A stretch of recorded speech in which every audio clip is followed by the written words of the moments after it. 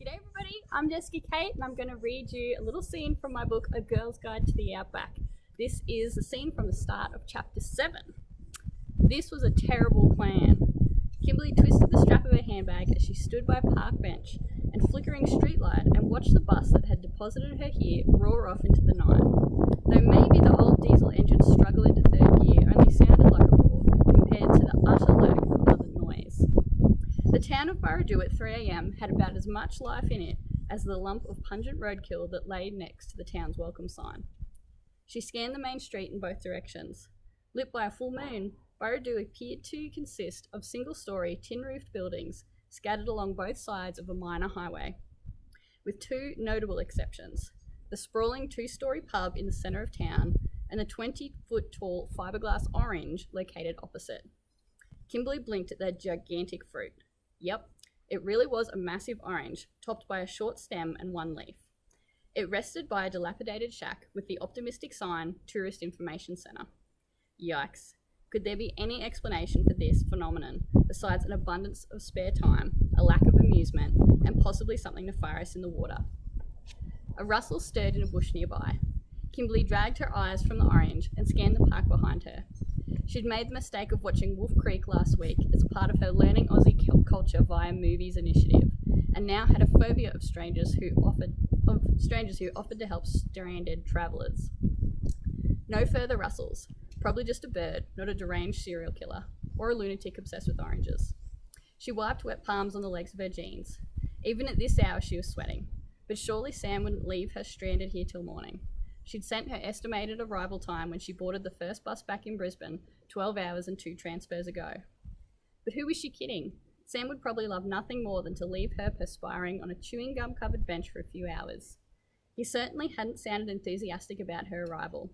But whatever, she should be immune to his jabs by now. She huffed and wiped her hands again. It had to be at least 80 degrees, and every breath she took carried the weight of humidity. This kind of weather in the final days of November was obscene. She checked her phone.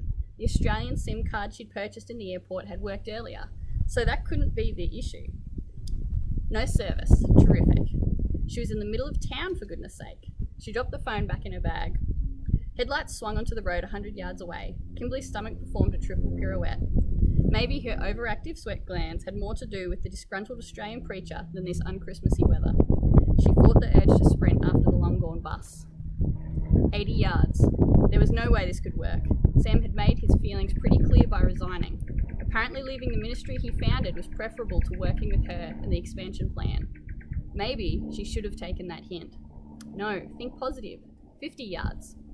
Perhaps in a different setting, such as his home turf. She could figure out what it was that made them clash so much. Maybe they'd work out a permanent truce. Maybe he'd remember everything awesome about Wildfire and come back to where he belonged. A pinball of fear pinged around her consciousness. Or maybe he'll confirm that I was the problem all along. 30 yards. She gritted her teeth and kicked a bottle cap into the street. Stuff Sam and his opinions. All she'd ever done was give Wildfire the best she had to offer, her brain and determination. If he had a problem with that, then she didn't give a flying purple baboon.